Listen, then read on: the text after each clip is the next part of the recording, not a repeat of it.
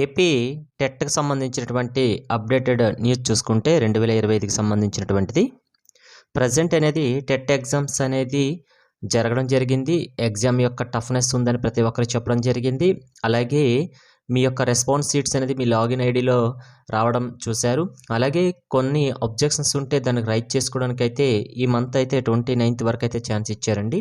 అయితే అన్ని దీనికి కాదండి, ఆల్రెడీ వాళ్ళు డే బై డే ఆ రకంగా లేకపోతే డే తర్వాత డే ఆ రకంగా ఈ యొక్క కీస్ అనేది రిలీజ్ చేశారు. ఇనిషియల్ కేసు అబ్జెక్షన్స్ ఉంటే ఒక్కొక్కరికి ఒక్కొక్క డేటు. అయితే 19, 20, 21 తేదీన జరిగినటువంటి టెట్ ఎగ్జామ్స్కి సంబంధించినటువంటి ఎగ్జామ్స్కి రెస్పాన్స్ షీట్స్ ఓపెన్ అయ్యాయి కదా, అందులో అబ్జెక్షన్స్ ఉంటే వాటికి సంబంధించి ఈ నెల 29వ తేదీ వరకు అయితే మనకి మీ యొక్క అబ్జెక్షన్స్ అయితే రైజ్ చేయొచ్చు. అది ఏ విధంగా రైజ్ చేయాలనేది మీకు ఆల్రెడీ వీడియోస్లో చాలామంది వీడియోస్ చేశారు, నేను కూడా వీడియోస్ చేశానండి. అంటే మీ యొక్క ఐడి ఉండాలి, క్వశ్చన్ నెంబర్ ఉండాలి, అది క్వశ్చన్ ఐడి ఉండాలి, ఏంటి ఆప్షన్స్లో ఏంటి mistake, at the same time అది ఏ తేదీన మీరు ఎగ్జామ్ రాశారు, ఏ ఎగ్జామ్ రాశారు, అది ఏ సబ్జెక్ట్ రాశారు, ఇవన్నీ రిమార్క్స్ ఏంటి, ఇవన్నీ చేసిన తర్వాత సబ్మిట్ చేయాలి కదా. ఆ ప్రాసెస్ అంతా కూడాను అబ్జెక్షన్ రైట్ చేయండి. అయితే మీకు ఏదైనా డౌట్ లాగా ఉంటే మీ దగ్గర పక్కగా ప్రూఫ్ లాగా ఉంటే దాన్ని మీరు రైట్ చేయండి. అంతే తప్ప ఎవరో రైట్ చేస్తారు కదా, మనకి వాళ్ళకి యాడ్ అయితే మనకి యాడ్ అవుతాయి కదా అనే ఇటువంటి ఆలోచన మానుకొని మీరు కూడా అబ్జెక్షన్స్ అనేది రైట్ చేసుకోండి. ఎందుకంటే ఫోన్లో కూడా మీరు అబ్జెక్షన్ అనేది రైట్ చేసుకోవచ్చు కాబట్టి. ఓకే, ఏపీ టెట్కి సంబంధించి 2025కి చూసుకున్నట్లయితే షిఫ్ట్లు అన్నీ కూడాను ఇనిషియల్ కీస్ రిలీజ్ అయిన విధంగా తెలిసిందే. మీ యొక్క లాగిన్ ఐడీలో రెస్పాన్స్ షీట్స్ కూడా వచ్చాయి. అలాగే అబ్జెక్షన్స్ అనేది మనకి 29వ తేదీ లోపల ఆల్రెడీ మెనూ రైట్ చేసుకోవచ్చు అని చెప్పాం కదా, ఆ విధంగా అయితే మీరు రైట్ చేసేసుకోండి. అయితే అందరి చూపు కూడాను ఇప్పుడు ప్రజెంట్ అయితే బోర్డర్లో కొన్ని మార్క్స్ వచ్చిన వాళ్ళు ఉన్నారు కదా, వాళ్ళందరూ కూడా నార్మలైజేషన్ ప్రాసెస్లో అయితే మార్క్స్ యాడ్ అవుతాయని ఆశలు పెట్టుకుంటున్నారండి. మ్యాక్సిమం అయితే నాకు వచ్చిన కామెంట్లో చాలా బ్రదర్స్ అవ్వచ్చు, సిస్టర్స్ అవ్వచ్చు, వీళ్ళందరూ కూడా మనకి మ్యాక్సిమం 84 దగ్గర ఉన్న ఓసీ కేటగిరీ వాళ్ళు, లేకపోతే 71, 72 దగ్గర ఉన్న ఒక బీసీ కేటగిరీ వాళ్ళు, అలాగే ఎస్సీ ఎస్టీకి సంబంధించిన వాళ్ళకి ఒక 56, 59 ఈ రేంజ్లో ఉన్న వాళ్ళు, ప్రతి ఒక్కరు కూడా వీళ్ళందరూ బోర్డర్లో ఉన్నట్టుగానండి.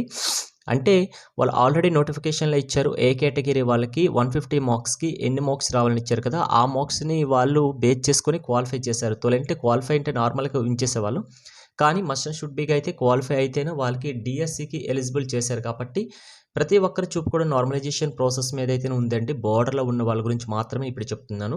అయితే రిమైనింగ్ ఆ కేటగిరీ వాళ్ళ పర్సంటేజ్ మనకి తర్వాత వెయిటేజీలో వాళ్ళకి వేరే లెక్క ఉంటుంది. ఓకే, అయితే ప్రతి ఒక్కరు కూడాను నార్మలైజేషన్ ప్రాసెస్ మీదే ఉంది. అయితే ఈ నార్మలైజేషన్ ప్రాసెస్ అనేది ఒక బ్రదర్ తెలుసు, మరి తెలియక నాకు చెప్పారు, ఆల్రెడీ నార్మలైజేషన్లో ఇన్ని యాడ్ అయిపోతాయి కదా అనేసి అంటున్నారు. ఎప్పుడు నార్మలైజేషన్ ప్రాసెస్ చేస్తారనే విషయం కూడా క్లారిటీ ఇస్తానండి. ఇప్పుడు ఆల్రెడీ మనకి ఇనిషియల్ కీ వచ్చింది, అబ్జెక్షన్స్ రైజ్ అవుతున్నాయి. అబ్జెక్షన్స్ రైజ్ అయిన తర్వాత వాళ్ళు చెక్ చేసుకుని ఎవరెవరికైతే మార్క్స్ యాడ్ అవుతాయో వాళ్ళకి యాడ్ చేసిన తర్వాత ఒక ఫైనల్ కీ అనేది మనకి ఇస్తారు కదా, ఫైనల్ కీ మన మార్క్సే ఫైనల్ మార్క్స్ అవుతాయి. కాబట్టి ఆ ఫైనల్ మార్క్స్ వచ్చిన తర్వాత మాత్రమే ఈ నార్మలైజేషన్ ప్రాసెస్ చేస్తారు. ప్రజెంట్ అబ్జెక్షన్స్ రైజ్ అవుతున్నాయి, ఇంకా ఫైనల్ అనేది మనకి కీ రిలీజ్ చేయలేదు. ఆ ఫైనల్ కీ వచ్చిన తర్వాత మాత్రమే నార్మలైజేషన్ చేస్తారు. కాబట్టి అప్పుడు మనకి ఏమైనా ఇప్పుడు అబ్జెక్షన్లో మార్క్స్ యాడ్ అయిపోయాయి అనుకోండి బోర్డర్లో ఉన్న వాళ్ళకండి, నో ప్రాబ్లం. కానీ నార్మలైజేషన్ ప్రాసెస్ ఒక స్టాండర్డ్ లెవెల్లోనే చేస్తారండి, అంతే తప్ప ఎలా పడితే అలా చేయరు. దానికంటూ ఫార్ములాస్ ఉన్నాయి, అది ఏ ఎగ్జామ్ అయినా అవ్వచ్చు. ఎందుకు ఈ నార్మలైజేషన్ ప్రాసెస్ చేస్తారనే విషయం కూడా తెలిసిన విషయమే. ఎందుకంటే అన్ని షిఫ్ట్ల ఎగ్జామినేషన్ హార్డ్నెస్ని వాళ్ళు ఈక్వాలిటీ చేయడానికి మాత్రమే నార్మలైజేషన్ ప్రాసెస్ చేస్తారు. అది కూడా మనకి ఒక సిస్టమేటిక్గా జరుగుతుంది తప్ప ఏది పడితే అది జరగదండి. అయితే మార్క్స్ యాడ్ అనేది ఎవరు కూడా కన్ఫర్మ్గా చెప్పలేరు, అది కూడా చెప్తాను. నార్మలైజేషన్లు అంటే చాలామంది ప్రస్తుతానికైతే 15 మార్క్స్ 16 మార్క్స్ అని చెప్తున్నారండి. అది చెప్పేది గుర్తుపెట్టుకుంటే అది నార్మలైజేషన్ గురించి ఆ సార్ చెప్పట్లేదు, ఆ సార్స్ని తప్పుపట్టడం కాదు, వాళ్ళు చెప్పట్లేదు. మీ యొక్క అబ్జెక్షన్స్లో చాలా బిట్స్ క్వశ్చన్స్ రాంగ్ వచ్చాయి కదా, అటువంటి క్వశ్చన్స్ వాళ్ళు బేస్ చేసుకుని చెప్తున్నారు తప్ప అవి నార్మలైజేషన్లో యాడ్ అవుతాయని కాదు, అది కూడా గుర్తుపెట్టేసుకోండి. ఇప్పుడు అబ్జెక్షన్ పెట్టారు కదా, ఏదైనా మీకు వాళ్ళది తప్పు చూపించేసినట్టుగా మనం చూపించే ప్రూఫ్లు చూపిస్తే ఆ మార్క్స్ అనేది మనకి యాడ్ అవుతాయి. అంటే మీకు ఈ నార్మలైజేషన్ ప్రాసెస్ ముందులే యాడ్ అవుతాయి కాబట్టి మీకు బోర్డర్ ఉన్న వాళ్ళందరూ కూడా హ్యాపీగా ఉండొచ్చు. నెక్స్ట్ వన్ అనేది నార్మలైజేషన్లో అయితే మార్క్స్ కన్ఫర్మ్గా చెప్పలేము. అయితే నార్మలైజేషన్లో అయితే మాత్రం 5 లోపల అయితే యాడ్ అయ్యే ఛాన్సెస్ ఉంటుంది. అలానేసి 5 కంటే ఎక్కువ యాడ్ అవ్వ అంటే నార్మలైజేషన్ ప్రాసెస్లో అయితే మ్యాక్సిమం 5 లోపలే ఉంటుంది. అంటే అది 4 అవ్వచ్చు, 3 అవ్వచ్చు, 2 అవ్వచ్చు. అయితే ఎక్కువై ఛాన్సెస్ కూడా ఉంటుంది, కానీ 1-2 మార్కులు అటు ఇటు అవుతుంటాయి తప్ప అంతకుమించి ఎక్కువేమి ఉండదు. అలాగే అబ్జెక్షన్లో మార్క్స్ యాడ్ అయితే ఏ ప్రాబ్లం మీకు ఉండదండి బోర్డర్లో ఉన్న వాళ్ళకైతే. అలాగే ఫైనల్లీ వచ్చినాకే నార్మలైజేషన్ ప్రాసెస్ చేస్తున్న విషయం ఆల్రెడీ నేను చెప్పాను, అదే జరుగుతుంది. అయితే ఆల్రెడీ నోటిఫికేషన్ ఇచ్చేటప్పుడే మనకి ఏ కేటగిరీ వాళ్ళకు ఎన్ని మార్క్స్ తెచ్చుకోవాలనేది కూడా కన్ఫర్మ్ చేశారండి. ఓసీ కేటగిరీల వాళ్ళైతే మస్ట్ అండ్ షుడ్ బీగా 150 మార్క్స్కి 90 క్రాస్ చేయాలి. అలాగే బీసీ కేటగిరీల వాళ్ళైతే 75 మార్క్స్ అనేది రావాలి. SC ST physically handicapped ex service mens ఉంటారు కదా, వీళ్ళందరికీ 60 మార్క్స్ అయితే రావాలి. టోటల్గా మనకి 150 మార్క్స్ కండక్ట్ చేశారు కదా.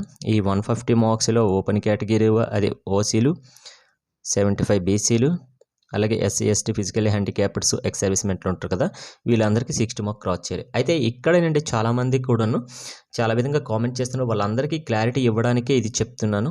నోటిఫికేషన్లో ఇచ్చారు, దీని మార్క్స్కి కంపల్సరీ క్లాస్ అయితేనే అప్పుడు మాత్రమే మీకు క్వాలిఫై అయినట్టుగా, అయితే ఇప్పుడు బోర్డర్లో ఉన్న వాళ్ళు అయితే ఆశలన్నీ కూడాను అబ్జెక్షన్స్ పైన పెట్టారు కదా, అక్కడ మ్యాక్సిమం ఒక 2-3 మార్క్స్ యాడ్ అయ్యి నార్మలైజేషన్లో 1-2 మార్క్స్ యాడ్ అయితే వాళ్ళకైతే ప్లస్ పాయింట్ అవుతుందండి. అయితే అబ్జెక్షన్స్ అనేది రైజ్ చేయాలి. ఓకే, ప్రతి ఒక్కరు కూడా అబ్జెక్షన్ రైజ్ చేస్తేనే వాల్యూ ఉంటుంది.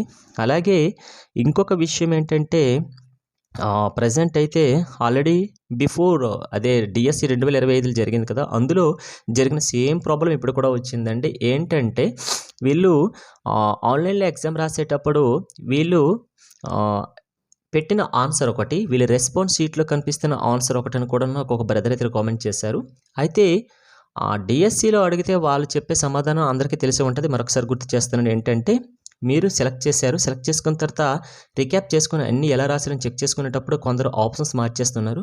ఆ ఆప్షన్స్ మార్చేటప్పుడు వాళ్ళు సబ్మిట్ కొట్టకంటే అదే సేవ్ చేయకంటే సబ్మిట్ చేస్తున్నారు.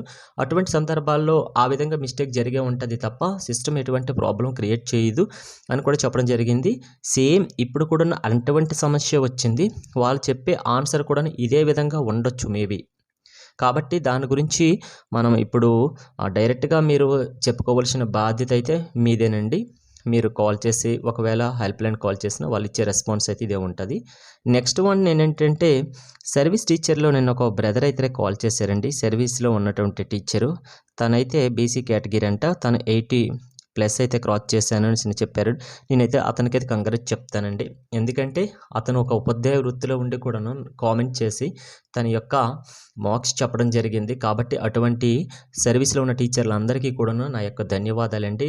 అటువంటి సార్లు ఉండడం బట్టే ఈరోజు నేనైనా అవ్వచ్చు, వినే మీరైనా అవ్వచ్చు, ఎవరైనా కూడాను మంచి పొజిషన్లో ఉంటారు రానున్న రోజుల్లో కూడాను.